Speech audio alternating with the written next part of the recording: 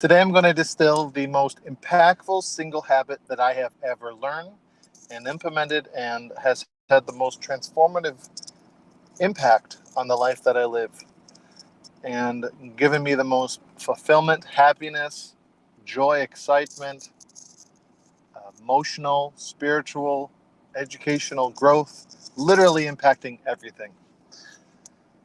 And it's important to note that when you're learning something, very often you hear these long worded and complex ways of improvement. And mastery, in my opinion, is distilling that to one or two or three things that can have really the most impact. So it's nice to have a list of 10, 12 things that really matter. But when you can distill that down to a three or less number, that's important. So note that for yourself. This is one thing. This is the one thing I'd say is the most impactful. The concept is called CANI. It is short for CANI. CANI stands for constant and never-ending improvement. I'll say it again. Constant and never-ending improvement. So this CANI principle I learned from a gentleman you may have heard of called Tony Robbins. And I actually found that I was kind of doing it when I got introduced to Tony, probably 30 years ago now. But when I got introduced to it and I was kind of doing it, I said, and it's just one of, again, these long lists of things that he had mentioned. I said, I'm going to really try to own this because I find that when I do it, my life really changes. So let me give you some examples of some ways that possibly you could begin using this CANI principle. For example, let's say you own a computer. Most of us own computers, right? There are different operating systems. There's the Windows platform, there's Linux, different kinds of Linux, there's OS X, which is Mac.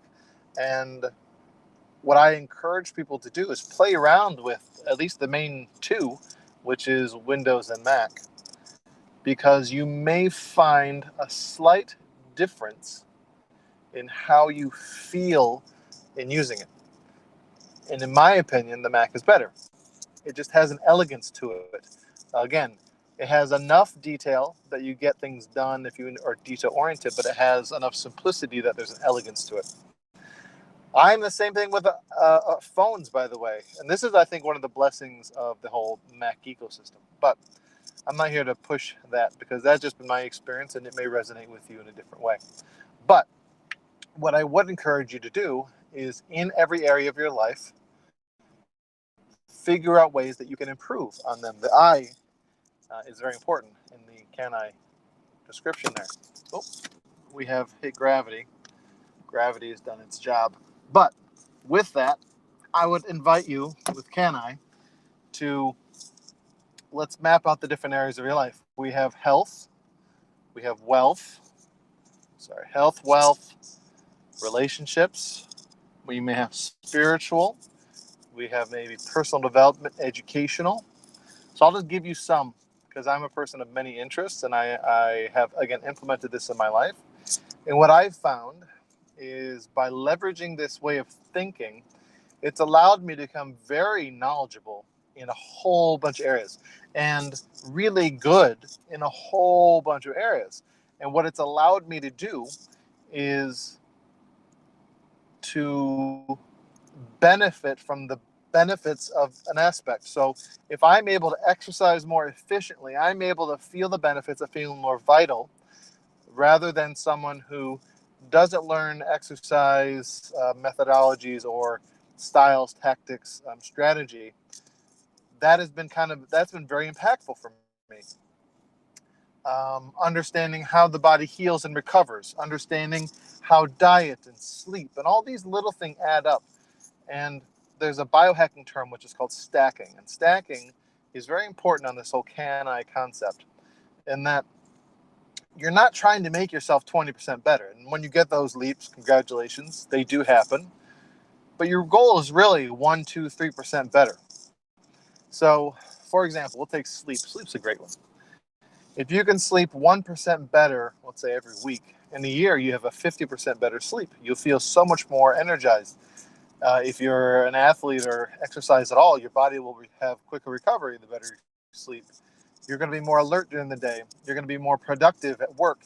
You're going to add more value and serve those whomever you serve in ways that you're not doing now. Another way, let's say, is we'll take a personal development like meditation. So meditation is a skill, often mistaught because people try to have people think of nothing, and it's really thinking of one thing, like just your breath or a count or something like that. But the benefits of meditation on a purely productivity, happiness, health basis, forget about spiritual, religious benefits, are profound.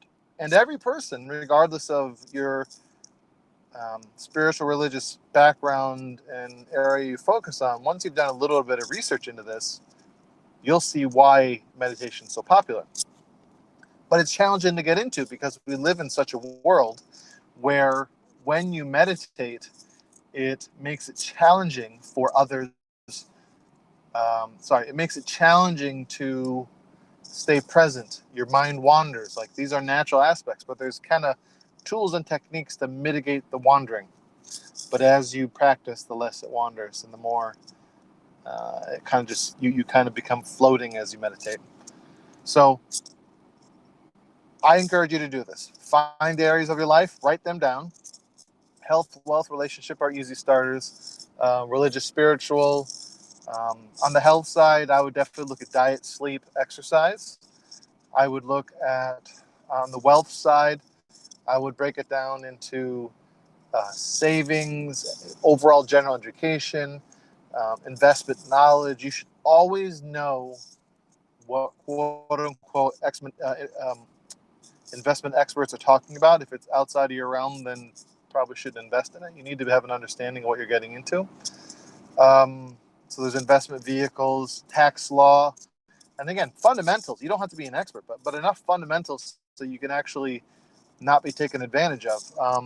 The benefits of setting up a business or not setting up a business, the benefits of setting up trusts or not setting up trusts. You know, these things, there's a reason why the most wealthy people in the world do certain things.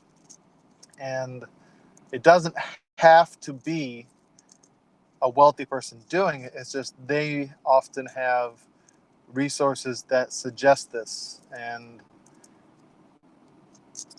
they can choose to tell people, and some do tell the general public about what they do, but oftentimes it doesn't happen. But the reason I bring it up is try to see what the best people are doing. They can help you to improve areas of your life.